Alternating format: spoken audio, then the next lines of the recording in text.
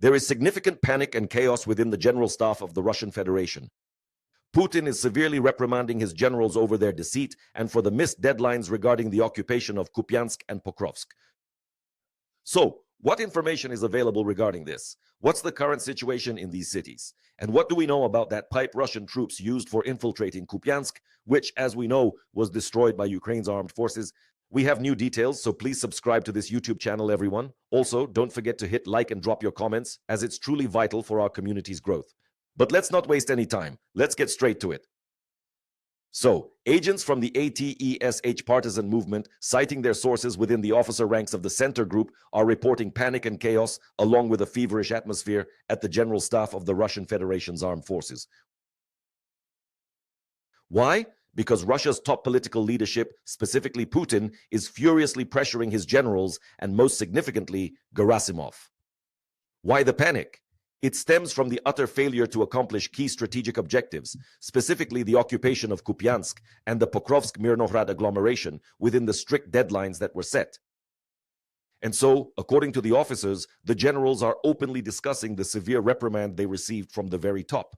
This is what the IGHT partisan movement claims, based on information from their agents. Despite public statements asserting that Ukrainian towns have long been captured, IGHT states that the Kremlin is fully aware of the real situation on the front lines.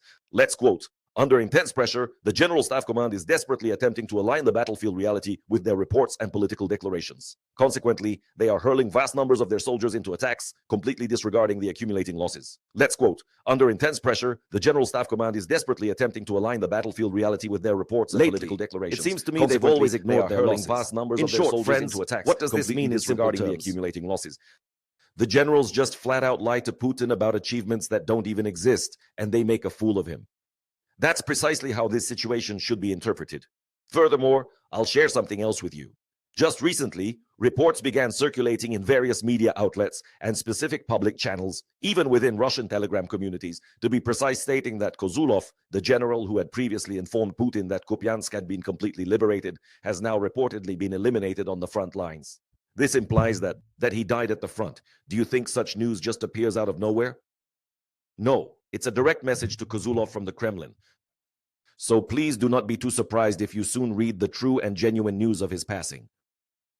Unfortunately, he's still alive, and this creates a paradoxical situation because on one hand, they talk on TV about cities that have already been captured, but on the other, they're screaming at the generals to finally capture them for real.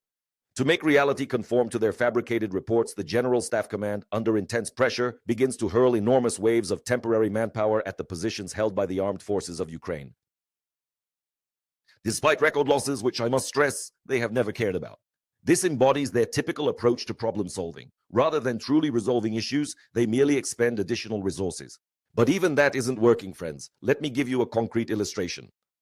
On October 26th, the chief of the General Staff of the Russian Federation, the alcoholic Valery Gerasimov, personally reported to Putin that Russian forces had supposedly completed the encirclement of Ukrainian forces in Kupiansk.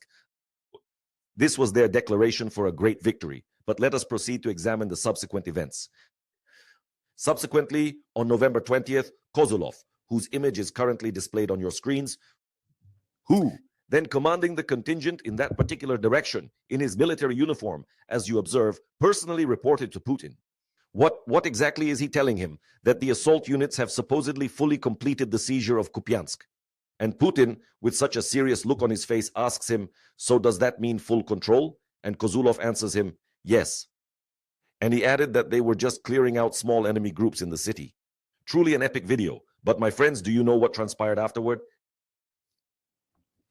And here's the thing.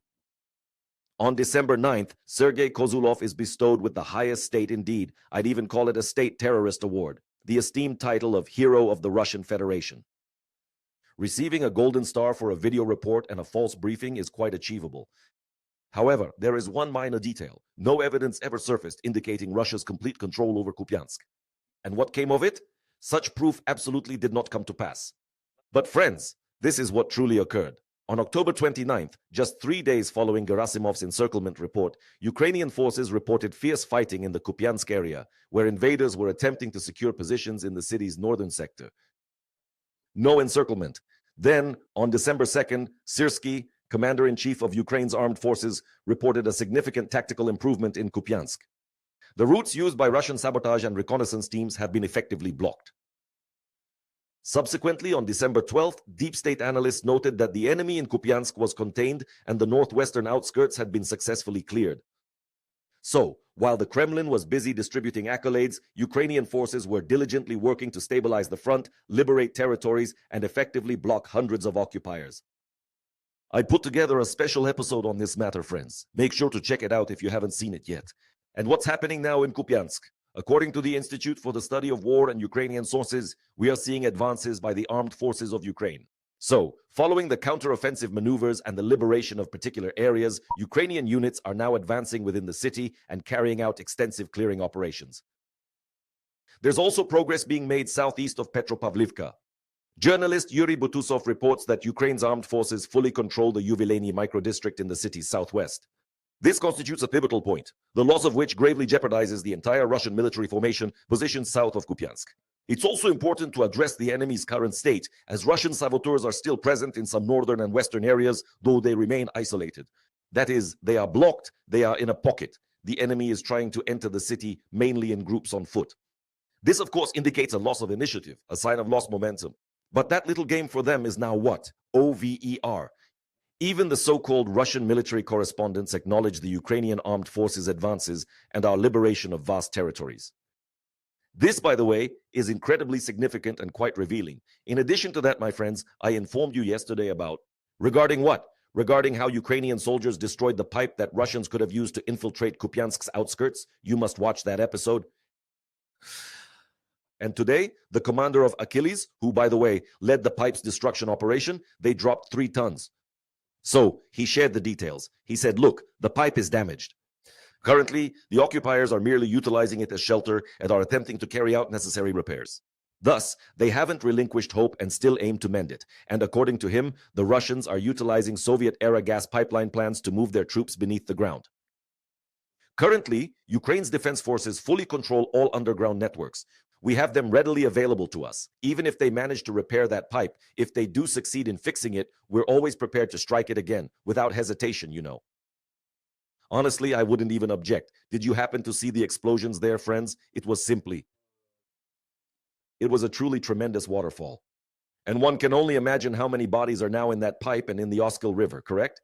So, we can still eliminate dozens more of these occupiers. And if you, my dear friends, wish to see more Russian military personnel eliminated, then please, let us conclude this fundraiser for our brave guys. The 48th Special Purpose Detachment, which is working right on the very front line, desperately needs our help. We are continuing the fundraiser to collect 400,000 hryvnias. This is our objective. The guys need a new vehicle, they need a new set of tires, and without these, they simply won't be able to do their job and protect us. Friends, we've nearly reached 300,000 hryvnias with our efforts. Just a little more to go to reach 400. 300, almost 300 raised already. Let's get involved. A hryvnia, 2, 3, 5, whoever can, let's help our guys. I'm leaving the details in the description under this video, and of course I'll pin them in the comments. However, if we now redirect our focus to Kupiansk, it's worth noting. It must be stated that, apart from the capture of Kupiansk, and I use capture in quotation marks, Russia additionally claims to have seized Pokrovsk. The situation we're facing here is even more ridiculous, if it wasn't so utterly tragic for the Russians themselves. Because the 7th Corps of the Air Assault Forces of Ukraine states that Russian propagandists have announced the complete capture of Pokrovsk for the 4th time in a month and a half. Their proof is a photo and video from the central part of the city where, by the way, Vladimir Solovyov, the famous Russian propagandist, was recently.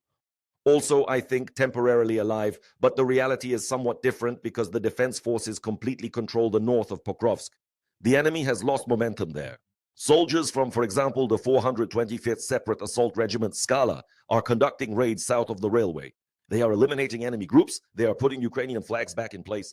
Thus, while propaganda targets its domestic audience with talk of seizing cities, on the battlefield, the challenging, methodical work of freeing them, inch by inch, genuinely carries on.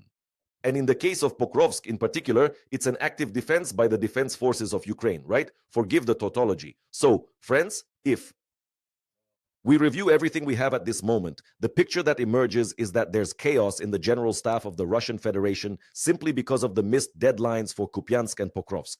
Putin, acting like the biggest fool whose own generals have deceived him, is, to say the least, dissatisfied with the reality of the situation and is scolding them. The generals stage a performance with reports of victories like Gerasimov and Kozulev and earn stars and awards for their efforts. I believe that Putin might dismiss Gerasimov in the very near future due to an excessive number of blunders and copious amounts of alcohol. And you really wouldn't envy Kozulev's position. In Russia, such individuals are simply eliminated, and often publicly. To lie to Putin, who invited journalists from all over the world to Kupiansk, that turned out to be pretty awkward, didn't it? Next is the fact that Pokrovsk, friends, has been declared captured for the fourth time, yet its northern sector firmly holds its ground. As you know, the armed forces of Ukraine are actively advancing south of the city. The main takeaway is this: the Russian army has lost the initiative in these areas. They're bogged down in urban combat, taking colossal losses and unable to follow orders from above. Conversely, the Ukrainian army has stabilized the situation, and in certain sectors, such as the Kupiansk area, we are launching counteroffensives and reclaiming our territory. Thus, the adversary may bestow medals upon themselves for imaginary victories, yet the true cost of their blunders is borne by their expendable temporary manpower, the soldiers on the front lines, perishing for objectives that remain forever beyond their grasp. And that's what you need to grasp. Thanks, everyone. Stay on this channel, subscribe, and please be more active. Take care of yourselves and your loved ones. Glory to the armed forces of Ukraine.